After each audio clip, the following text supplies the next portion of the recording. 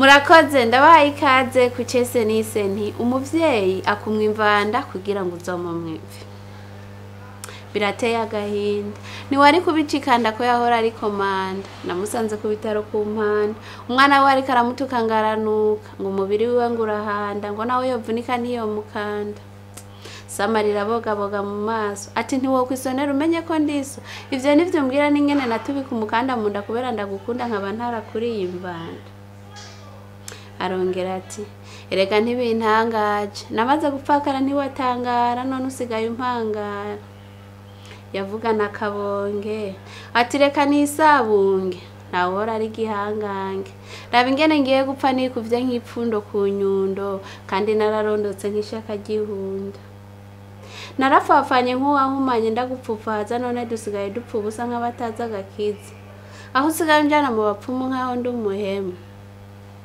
Yari yumiwe nk'uwabuze imbuto ku mpeshi n'agahinda kenshi ati mwana wanje ikibi sugupfa ikibi nukukubona upfa ugenda erega mwana wanje umwana umumwimvanda kugira ngo azokumwimve. Yari Tereza mukunda abantu nyise mutima uke ntuba wihenze nzira kubesha kuko hakunkundira ko ndakubesha uzunyangire ko ndakubwiza ukuri kuko ukuri guca mu ziko ntigusha nkunda kuvuga nk'uwabigize umwuga nakarengo nirivuga ukuze rivuga urizi kuko urizi n'uwagise ijambo. Nkunda kandi gusetsa kuko gusetsa n'ibintu vyanje nasanze bitanga amahoro mu mutima kandi bigatuma umuntu ahorana umutima ukeye. Ndi Tereza mukunda abantu umuntu w'abantu akunda ubuntu kuko ufise ubuntu abafise abantu ububuze ubuntu ababuza ibintu n'abantu kandi ahorana intuntu nakarengo ngo gutunga siko gutunganirwa ariko impinga n'abagenzi.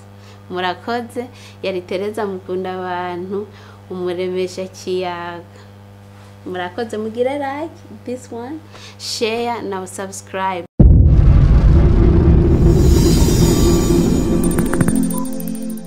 Kubafusanze amajambo agoye imvi n'imishatsi yera umuntu agira iyo ashaje imvanda nazo n'umushatsi umwana avukana.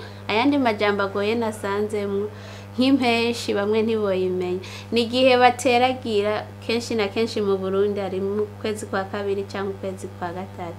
Niba ari ayandi majambo yakugoye uyandika muri comment nzobishura. Murakoze I love you bye.